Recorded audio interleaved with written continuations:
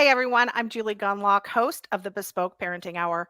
For those new to the program, this podcast is focused on how parents should custom tailor their parenting style to fit what's best for their families, themselves, and most importantly, their kids. Today, we're checking in with my good friend from Wyoming, Cathy Holman. Cathy began prairiewifeinheels.com in 2013 to spread her message of living a life of grit and grace, which I love. And we're going to keep repeating on this show. So, Cathy, great to see you. Thank you for having me back. I'm so excited to chat with you today. Well, I'm excited to talk to you. I have to say, though, is kind of, I was running around a little busy this morning. I'm on day 3 of no washed hair and feeling a little crazed this morning. So I was glad my guest was you because Low it's key, always an low easy pressure. conversation. Low Yeah. key, low pressure. How are you doing? I'm doing good. I'm sitting on a couch in Vegas in a hotel room. So that's what I was gonna say is low Really? pressure for you. Like I don't, it's Vegas. I don't know when I washed my hair last. I I actually think I'm Are my wearing eyes my puffy? I don't know. No, you look great, but I actually think I'm wearing my mascara from yesterday, so since I didn't wash my face last night. You So look it's all fab. everything's fine, everything's Yeah. fine. What are you Yep. doing in Vegas? So my husband works for Caterpillar. So we're here for the Con Expo, which is like this huge, Nice. massive thing that happens every 3 years. So some people may frown at this phrase. I embrace it. I'm playing trophy wife, which means Love he it. goes and does whatever with his business folk during the day. I hang out by the pool and I just have to look pretty and be polite in time for dinner with everybody. I am so jealous. I It's a love sweet gig. it is a sweet gig. It's so funny too because that is one of those phrases that sort of people don't like, they're like, "Oh, well, I don't really mean it that with that." I Yeah. aspire to this. I It's really aspire. not bad. Yeah. It's really not bad. Well, good. Well, listen, I know we have some things to talk about, but it's interesting. I wanted to talk to you a little bit about what's going on in Wyoming. I hear something about the Wyoming speaker, Albert Summers, and am I wrong? He's a Republican, Yep, right? he's a Republican. He was born in Jackson, and I believe he's out of Pinedale, Okay. So he which is has like been a doing tiny little town. So I see. Okay, so it's funny because I think certainly for me, I think of Wyoming. I always joke with you that I want to move to, and I truly do. Like it's not a joke. I want to move to Wyoming, but we think of it as like a very red area, a very red state that would sort of obviously be in favor of a lot of things Republicans in other states are doing. And in regions like in Virginia, the Republicans are really fighting hard for things like protecting children against Mhm. some of this gender ideology and also CRT in schools. And also school choice is really popular in Virginia with parents, particularly parents who like went through the COVID stuff and are like, oh my God, get me out of here. But in Wyoming, so you've got this very conservative state. And then you have the leader of the House who's blocking bills on universal school choice, on he's banning um, he doesn't want there's a bill being proposed to ban gender ideology and CRT in schools for K through 3rd graders. He's also banning a bill, or he's blocking a bill that would ban sex changes on minors. So tell me about that, because you are listening to more likely the local news and the local politics, and Mhm. I don't get it. What's going on? All right, so let me lead by saying I did some research on this, and of course, I have my own perspective. Sure. So this is not like black and white. First of all, yes, it is safe to say that Wyoming is conservative overall, that there's lots of Republicans, but I think what we forget is there's a spectrum within the Republican Party, Sure. right? So, for example, I grew up in Milwaukee and I am a part of the Republican Party, but where I am, as opposed to my husband, who's a 5th generation Wyomingite, is going to look different. So I don't want people to all of a sudden just remember that, right? Like you can be Republican and have different views along there. So just to address 2 things quickly, and then I would love to do a deep dive into the waiver thing. And my notes here. So the reason why he said no to criminalizing doctors is he already supported the Chloe's law, and he felt like it was redundant for both Okay. of those. So that makes a lot of sense, I think, for a lot of people, because Chloe's law is what you are talking about, a way to protect kids until they're 18. So Okay. he supported that. He felt like the other law was the same thing over Fair and over. enough. Good. Yeah. And then as far as not teaching gender identity to children, he had two thoughts about that. First of all, his statement was this isn't happening in Wyoming, not an issue in Wyoming like it is in a lot of other states. And I have to be honest, from what I've seen and talking to parents that have kids in public schools in other counties, this isn't even an issue. This isn't happening in Wyoming. This isn't Okay. something that teachers are trying to do, trying to push for. So that So was one of his let comments. let me stop right there. So do you feel like in your experience, you were a teacher? Because I'd love to kind of do a little dive into this. Yeah, I was a first grade teacher. See, this is interesting to me because I do think that we see all this stuff on libs of TikTok, right? We see all of this. It's terrifying. And Billboard Chris is another example of someone who really is good about documenting this stuff. Mhm, But it mhm. is interesting because I do wonder, is it happening everywhere? And you can kind of get that thought. Do you feel like the teacher sort of industry in Wyoming, and just for the sake of argument, let's talk public schools for right now. And let me tell Yeah, you, yeah. let me tell you, private schools can be just as bad on this stuff. Okay, so I've I had don't. children, Yes, I've taught at public school. I've had children attend both private and public within Wyoming. So I would agree wholeheartedly with your yes. statement. So I don't want, but just for the sake of this conversation, right? Because Yes, this is let's do public. because this ban was banning public schools from engaging in Yes. this, right? Because we Yes. don't want to tell private schools what to do. Yes. Do you feel like the teaching sort of the industry in Wyoming is more conservative? Yeah, I would say in general, because who are the people that are going to live and thrive in Wyoming? They're going to naturally be people that are drawn to our lifestyle. Who are the people that are going to become teachers? They're going to be people whose dad was a ranch down the street and they're still teaching in the same town. Now, I would say, as with anything, you have people that move in. I'm raising my hand here, from the city or from a different state that have a different perspective. But if you can make it through February in Wyoming, you really want to be here, and chances are you've embraced that conservative lifestyle. Right, right, Okay. right, right, right. Right. And I am saying this having had the worst winter since 1986 in Wyoming. Okay. Really? Oh, girl. Yes. That's a whole nother thing. That's a whole nother thing. Whole nother show. Yeah, yeah, a whole nother show. So, yes, generally, Wyoming is more conservative. I've said it a billion times. I'll say it a billion more. Wyoming is what America was, and that isn't always a bad thing. Is there room for change? Absolutely.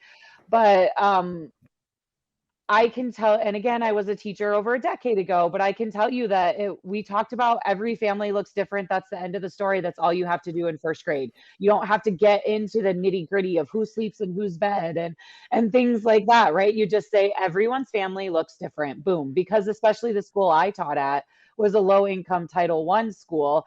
And we had kids that were living with grandparents and aunts and uncles you don't have to go into the nitty gritty with the Well, little kids. yeah, but this is, and I think just to play devil's advocate, like I understand, Yep. I believe me, as government should get out. So I get really nervous when government does anything. So I can understand this position from the leader saying, hey, look, this isn't here. We don't need this now.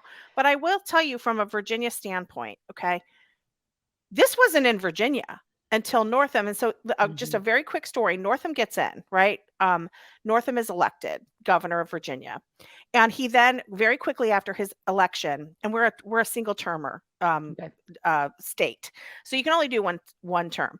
Um, Northam was embroiled in a scandal because someone went back into his yearbooks from medical school and found that he had dressed up as a Klansman. Okay, white hood, the whole bit, right? And it was this yearbook, each student could select a few pictures. Now, look, I think it's horrible, but it was the 1970s. He was at a We have to look through the Halloween. perspective of history, the Yes, lens and of I'm not, history, I not don't where look, we are now. I honestly, I don't understand anybody who dons a white hood and thinks that's funny, okay? But in the 70s, it was Virginia, whatever. He did this. This is down in, he went to, I think, University of Virginia. Mhm. And he was standing next to a person who was dressed in rags with blackface. Okay. So the whole thing was just like, ugh, okay. Terrible. Yeah. So of course there were calls for him to resign and he didn't. And instead he basically cashed in a whole lot, or people cashed in a whole lot of favors, including people who wanted to place CRT in the classrooms. And in 2 years, the damage that Northam did putting in these insane liberals and radicals into the school system. We have CRT, we have gender studies, we have they aren't, you will never find a book being assigned in the public schools in Virginia that wasn't written post 2010. Like it's all very it's been an enormous disappointment. And as a Yeah, which result, is a loss. That's a loss. terrible and then COVID happened right after that. So we have terrible learning loss. So the Yeah. thing is now is that the new governor is trying to walk, the new Republican governor, Youngkin, is trying to walk that back. But the point is, oh my gosh, it is so hard. So what I'm trying to say here is it doesn't take much to get Yeah. this so deeply embedded in the culture and the school culture that maybe this is preventative. Maybe do this stuff while you have the support and outlaw this stuff and make sure this stuff is never going to come into your schools before it hits Wyoming, because I feel like it is spreading. Well, the other comment that he had is, first he said he doesn't believe this to be an issue right now, but he also said it should be local control. That's why he felt like it needed to go to the communities, to the school boards. I hear you. I get it. This is all brand new territory for all of us. But that is what he said. And again, I'm not saying like pro or con. Sure. I'm just throwing out there the information because, of course, I was tagged in dozens of posts and everyone's like, what's happening to Wyoming? Yeah. And so something too, I just want people to remember in Wyoming, because we are such a rural and agriculture, excuse me, related state. I'm sorry. That's okay. It's Apologize there. Vegas. It's Vegas. It's I know what's happening. Look, I've been staying hydrated. Okay. Anyway, our legislation only meets for January and February, and we're done. Oh, well, that's true. So it's like, Cathy, it's so funny that you say this, because I worked on Capitol Hill. I've always worked in federal, on the federal level. And so now, IWF launched this new group called IWN. It's our membership organization. I've talked to you about this. yes. And I'm suddenly very involved. Plus, I host a radio show just like you have. You have to really know what is going on locally. And this is so embarrassing. I mean, I'm not that young, right? I'm not. Look, you and I are the same. I mean, so no, I think you're very young. How in the world have I taken this long to know that state legislative sessions are 2 months? I had no idea. Yeah.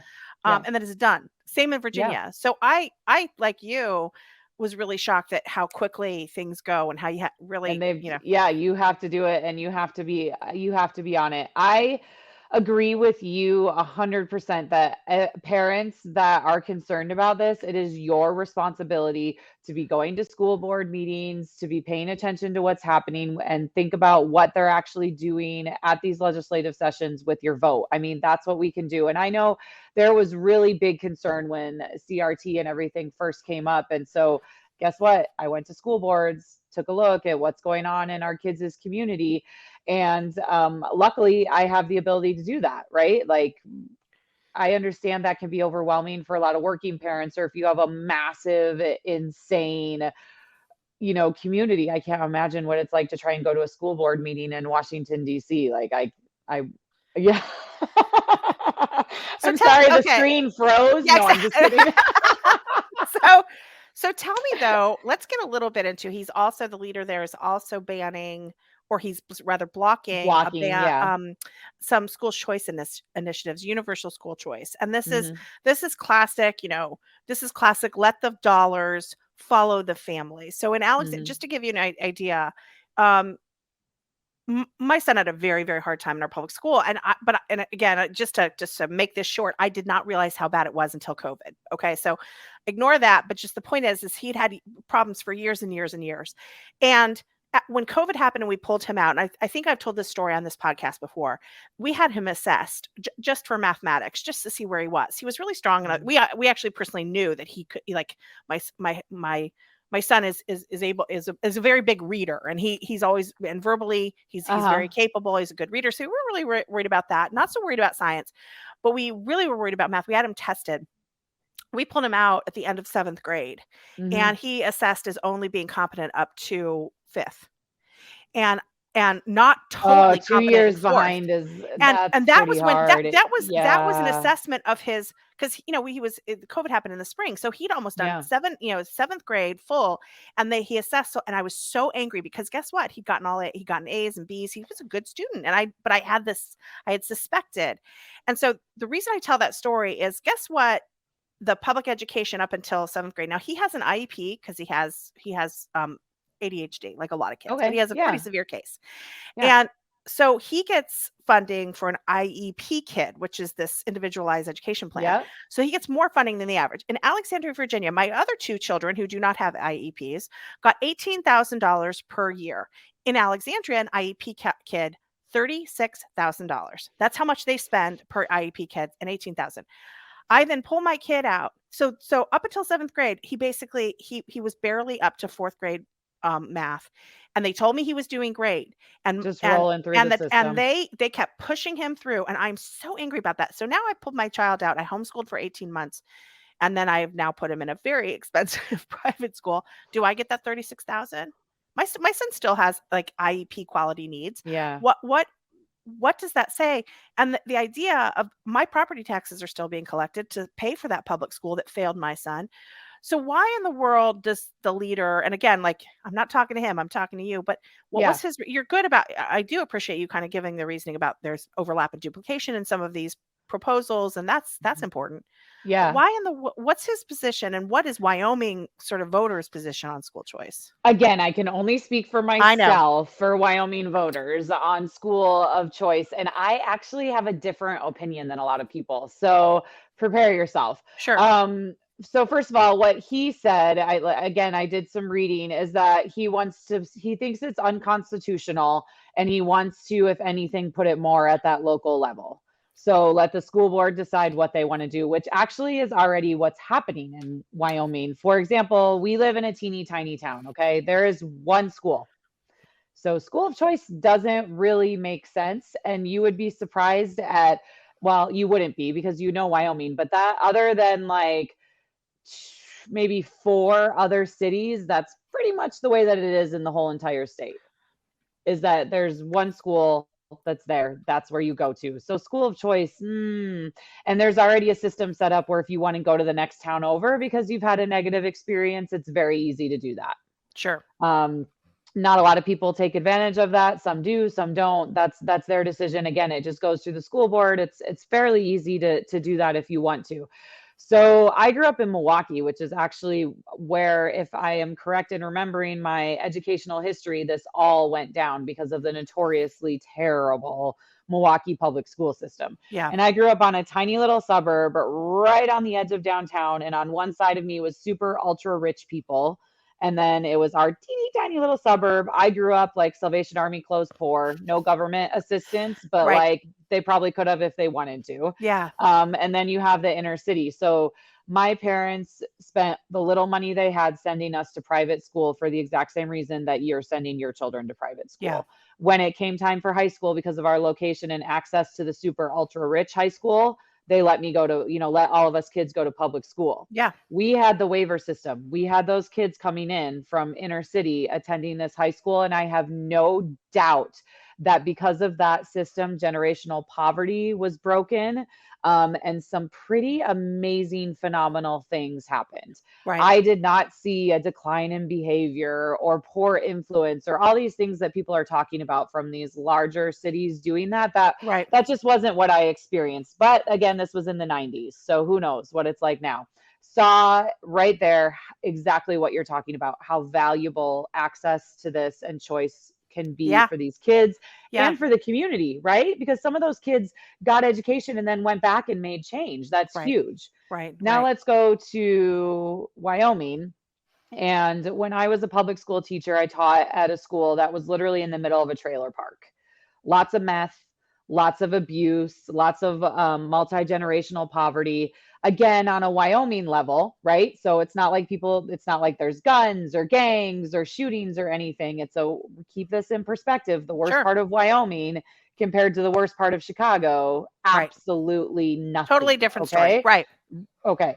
So as educators, what we did in this Title I school is our principal had us take classes where we could specifically recognize meth use, abuse, talk about breaking those socioeconomic cycles. So we were taught specifically how to work with these kids and where they were at to bring them up to where they needed to be. Okay. Yeah. Because we were in this neighborhood, we knew Sure. them. In Casper, Wyoming, which is the big city near where I live, they have school of choice. So you can pick whatever school you want. You don't have to go to your Hmm, neighborhood school. It's a bigger city. I don't even know how many schools there are. Let's say there's 12 elementary schools and maybe six like middle schools, and there's two high schools plus one more, the alternative high school. sure. So that's what we're looking at, okay? They have the waiver system there. Each school is run differently. Some have a board of Sure. parents that Yeah. decide, some have open classroom, okay? I have seen firsthand how this has caused a breakdown in our community system because kids are no longer going to school with their neighbors. They have no idea who their neighbors are anymore. They're on the bus for an hour and a half sometimes to get to the place where they need to be if their parents can't drive them. And the bullying and the physical violence that occurs, because what's going to happen when you have a bunch of kids on the end of the day on the bus for an hour and a half, Right. has just escalated year after year. I have parents who can't even, there's lots of instances where parents have their kids going to three different schools because they couldn't get them into the same one, not because they chose to do it that way because of their child's needs. I personally, like, we actually built our house in like across the county line specifically so my I would not have to deal with the waiver system because I do not think it benefits our community there. And But the and like but go the ahead. parent but the parents could have chosen to go to the local public school, correct? You don't get to pick. I My understanding is you do not always get into your neighborhood school. Even and like people are touring schools in April to get their kids and you don't have first choice because you live in the neighborhood. Right. That's my understanding. I could be wrong, but you don't get to say I live in this neighborhood. I want my kid to go to this neighborhood school. Okay, because you live here, you get. I have friends that were driving 20 minutes when they had a school across the street because they couldn't get their kid into it. So, is this, you say this is a waiver system. I think So, they just call it school of choice. Where you can just pick what school you want to go to. You get on the wait list, you register your kid, and you say, "I want them to go to this school. This is my first choice." but the interesting thing though is, Kathy, is that have do parents in this waiver system, and I'm really not familiar with Wyoming specific, um, I'm I'm And it would confused have to be also. this town specific because that's the Yeah, thing. This isn't statewide. This is just how this one city does it.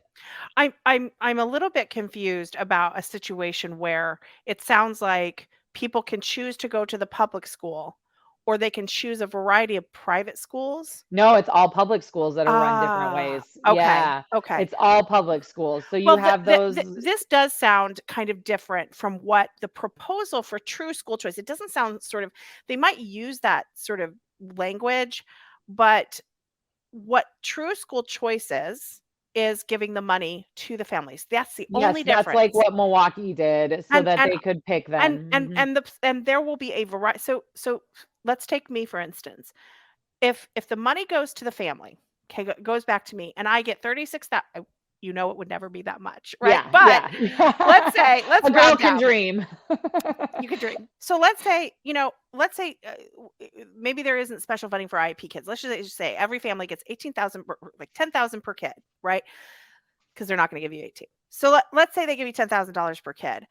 For me, I would be able to choose, okay, I'm going to send my kids to the public school, and that costs $10,000. Okay. Mhm, Or I could choose to go to the really fancy Episcopal private school, where John McCain went and a bunch of rich mhm, families send their kids, and mhm, that's mhm, $50,000 a year. And if I'm wealthy enough, I could use the 10,000 that I get in the school choice plus, makeup. But mhm, more than likely, okay, because that's insane. But more than likely is people would say, you know what, I have a special needs child, and there is a school close to my house that really caters to children on the spectrum, to children with very kind of severe learning needs. And my god, they have a ton of, they have a teacher, they have a lot of sort of assistants in the classroom to help kids. And maybe that is 15,000, and so I could use my 10,000 in public, and that was, like, that's mhm, just yours that you paid into property taxes, mhm. etc. And then you supplement. And to me, you could choose to use all of that money. And so again, it's just like public school, where you're not out any money. or you can supplement that, but it is help for you if you have a special needs child. The interesting thing also in Wyoming, as you say, and I get this because I grew up in rural Illinois where you had one high school to go to, right? Yeah, And there, like it and is there, what it is. yes, and you always, and I remember as a child, I remember there was, we had these neighbors and they were really odd. I always thought they were a little strange, and the kids were kind of to themselves, and they were always leaving super early because they had to drive 25 miles up the road Yeah. to drop their kids off at the private school. They wanted their kids to go to a religious school. Yep. It's so funny that my memory now I'm like, that would probably have been me. But but if let's say every family was getting a check to say like you can use this however you want, I would think that there would be more innovation in look, it sounds like a lot of things are working well in Wyoming, but I would think that you say, because there's no other choices. I think about a family who lives in an area like my rural town in Illinois, and I know that there were some special needs kids who really shouldn't have been there, and they Mhm. got terrible.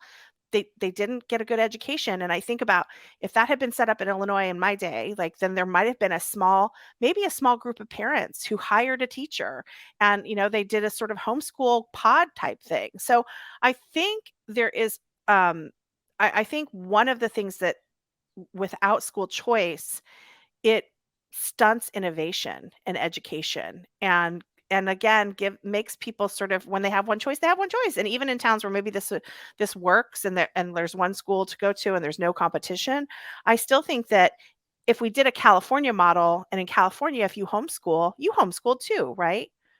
I um do, like, I in the summertime, I make yeah. them because I'm a Oh, nerd.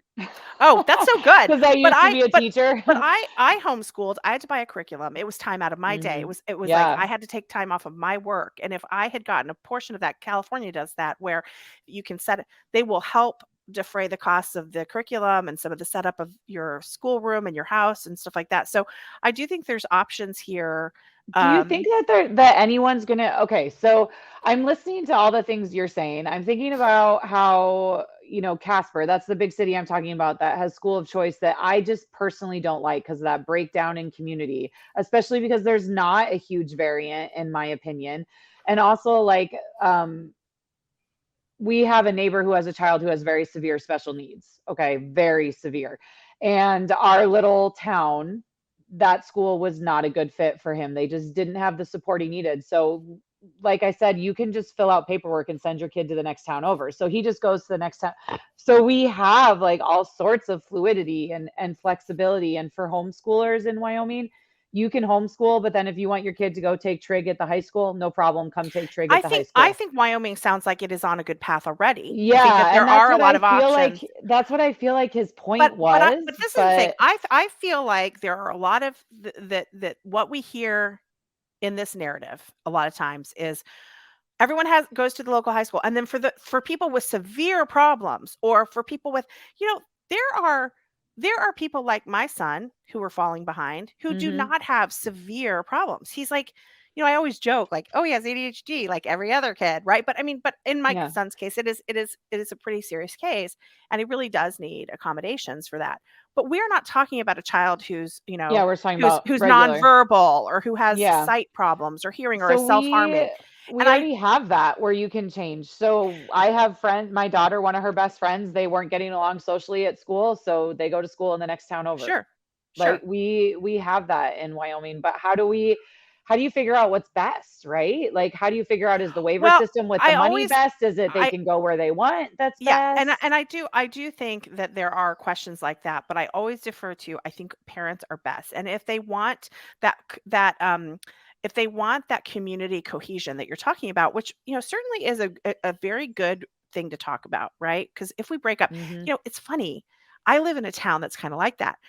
Um, we I don't have the specific study in front of us, or in front of me, but us, like I'm like have a person living The inside me. royal we, I Sorry, love like it. a You're the crazy royal person. we.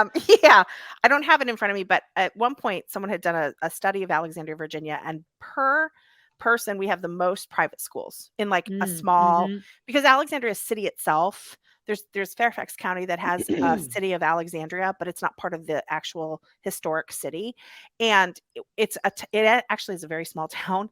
And we have the most per capita or per mile or whatever private schools. So it's funny, in my neighborhood, my son's best friends, like his gang, right? His people, Mm-hmm. there's only two of them that go to the same school. And one goes to a school like in DC, another one goes to the local school. So it's very similar like that. And I see what you mean about it, because I don't know the parents very well. There's not like, school events that we Well, hang and out they're with. not even getting off the bus at the same time and walking home, so you just recognize them. You're not there on the corner with the stroller waiting for them. Like, Yeah, but this is the thing. I think in some ways, when I look at education in America and the state of it and how we are just failing kids, um, I I don't know that that is something that's necessarily so much of a that should be so much of a barrier yeah. to we desperately need innovation in education. We need competition in Yeah, and we education. need to, we actually, it's been a fascinating perspective for us. We actually have a Spanish exchange student that's living with us because why not add one more kid when you have five? Um, and he already graduated university in Madrid. This is his gap year, and he's hanging out and going as a senior to high school in our local small town community for his exchange. And he's like, "Ugh, you guys are doing stuff we were doing in like eighth grade." And he's a senior, and he just continuously is like, What's going on? what is going on with your guys' education system? And me, like, I am, in case it's not clear, I am super happy with the education my kids are getting. Where I feel like there's gaps, I am the responsible person that fills it in, the Oh, we things that get I it. You like. make them go to school in summer. We get it. I am that mom. I'm like, you didn't read Mark Twain, we're reading Mark Well, Twain. Let's talk Cathy, about it's so it. interesting that you bring this up on Twitter. Something it didn't go viral, but it was like kind of a big tweet that was out there about, I don't remember, it might have been Princeton or Stanford is such a train wreck these days, which Oh is a my whole nother gosh, show. Oh my right? God, right? Oh, But it oh. might have been, it was undergrad, and like a sophomore literacy class, some professor basically said that her students cannot get through Scarlet Letter. Okay. And they were having a really hard time, like actually, and my kid's reading that in ninth grade, right? Yeah, And we because read it when we were like yeah, 13. and I read it yes, it was a little bit hard, right? I mean, my kid in seventh grade had to read Mark Twain's Prince and the Pauper, and oh my God, that's Yeah, like an old English. And I was like, I yeah, had to read passages to him. I get it. But yeah. this is a college level course and they're reading Scarlet Letter.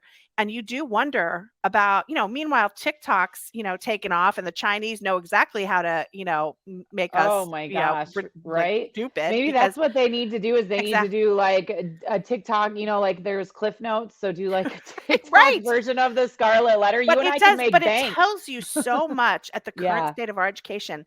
yeah. And when I mentioned that, when my son was coming home with things and tests where the test would say, uh, gender is a social construct. I mean, this was way back in 2019, and I was like, something's going wrong here. Like, what is happening? And I would write and then the literacy, or the literature that would come home with him, and I'm like, what are you reading? Like, this is insane. You've got Kendi and, Bettina Love and all these people on these recommendation lists for, kids reading. And during the summer, my God, the recommended reading is even more woke. So I do, I worry about this stuff, and I worry about, sort of how education is. I mean, if you just like the most You have to serious pay reason attention as a parent. you Like do, people have gotten I think that we got complacent before COVID. I think there was a big eye opening. I think before COVID, we didn't appreciate teachers in the way that they needed to be appreciated until all of a sudden you have all these parents stuck with their own children for hours and hours that have never spent, like, I'm serious, they've never spent that much time with their kids right, ever. right. And then they're like, oh, this Something's not isn't right here. very, and maybe that teacher was right. And I Yeah, shouldn't have had her fired for saying Joey's a little punk. Um, but I think it also made us much more aware of the curriculum because we were teaching it. Yeah. right? Like some parents had no concept about how math has changed over the Right. last 5 years, even forget about the last decade. And so I think rather than feel defeated by this, than feel overwhelmed by this, we need to say, okay, we were too lackadaisical. We weren't paying attention. Now is the time we need to pay attention. Let's go read articles. Let's educate ourselves. And more importantly, don't go on the attack at these school board meetings. Go with the concept of why you're doing this. And then those people need to be listening to us that are paying their salaries and paying for this education through our taxes, right? We need to get back to dialogue. Yeah. We need to be more active as parents. That is something that just I cannot emphasize enough. Read the little newsletter, talk to the teacher if you have a problem. There has not been a single time where I have emailed our superintendent or one of my kids' teachers and I haven't had a response within 48 hours, business hours. Yeah. I'm talking principals, whether it's good or bad, I mean, this is what you need to do. You can't just sit at home and whine and complain. You need to go be active in your child's education. Well, it does sound like in Wyoming, the teachers are still paying attention. The school administrators, the school superintendents, and I'm school not board saying it's members. perfect. Oh Like no, there's no, right, no. okay. But I do think there is this disconnect between, um, uh, like if you live in, I mean, there are people who you know, Carol Markowitz is a great example. You know, she's sort of a noted Mhm. New York City writer, and Mhm. she loved New York. Like that was part of Yeah, her narrative was how much she loves living in New York. And you know, she's like kind of make fun of the Park Slope moms, but like this was kind of sure. her thing, right? Yeah. And New York was definitely part of her. And then she moved to Florida, and she taught. Now it's so interesting to see her writing about how different it is. And I feel a little bit in that same space because I was part of a school district who, I mean, truly does not care. The cruelty of the Alexandria school boards and I've seen your chairwoman, and posts and oh, articles. it's Yeah.